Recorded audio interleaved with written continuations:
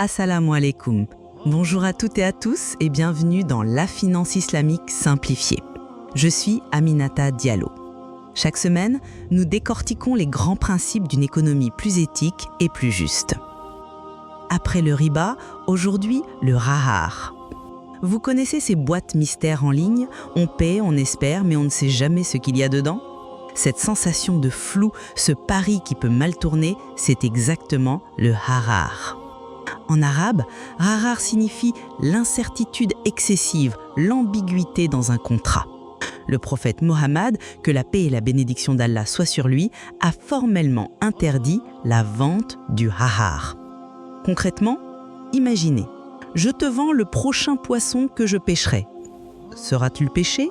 On ne sait pas. Ou, je te vends ce que ma chamelle porte dans son ventre. Le petit naîtra-t-il? Ou encore, je te vends l'oiseau qui vole dans le ciel. L'attraperai-je? Incertitude énorme. Première forme de harar, l'incertitude sur l'existence. Deuxième forme, l'ambiguïté, la jahala. Je te vends l'une de mes deux voitures. Laquelle?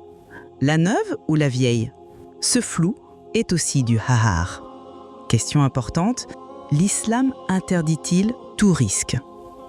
Non, catégoriquement. L'islam encourage le risque calculé de l'entrepreneuriat, la muratara. Le harar, c'est autre chose, un risque spéculatif, excessif, qui cache l'information et ne crée pas de valeur. La philosophie? Garantir transparence et justice. Le contrat ne doit pas être un ticket de loterie. Pour un consentement éclairé, on doit savoir ce qu'on échange. Objet, prix, qualité, quantité, date de livraison. Pertinent aujourd'hui? Totalement. L'assurance conventionnelle. Prime certaine pour indemnisation incertaine. Et attention, c'est dans les deux sens. L'assuré ne sait pas s'il sera indemnisé, mais la compagnie d'assurance peut aussi être défavorisée si les sinistres dépassent les cotisations collectées. Cette asymétrie bidirectionnelle, c'est du rahar. D'où le takafoul, l'alternative islamique basée sur la solidarité mutuelle.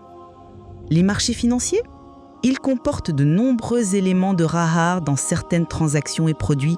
Les produits dérivés, les options, les contrats à terme. Et tenez-vous bien, la crise des subprimes de 2008, du rahar en action.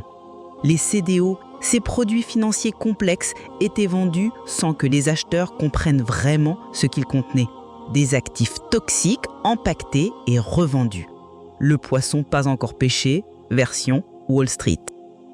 Les crédits default swap, encore du harar, ont parié sur la faillite d'entreprises qu'on ne possédait même pas. La vente à découvert, vendre ce qu'on n'a pas, explicitement interdite par le hadith. Ne vendez pas ce que vous n'avez pas. Acheter une option, c'est acheter le droit d'acheter plus tard. Un droit sur une incertitude. Le poisson pas encore pêché, version 2.0.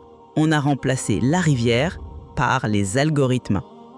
L'interdiction du rahar est un gardien de la réalité économique. Elle nous protège contre les dérives spéculatives et nous ramène à l'essentiel, des échanges transparents de biens et services réels.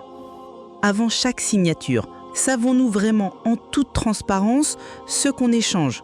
Connaissons-nous l'objet exact, sa quantité précise, son prix définitif, sa qualité véritable, la date de livraison certaine? Comment réagir-t-on clarté et équité dans nos échanges quotidiens? En exigeant des contrats lisibles, en refusant les produits qu'on ne comprend pas, en privilégiant la transparence. Prochainement, le maïsir, les jeux de hasard.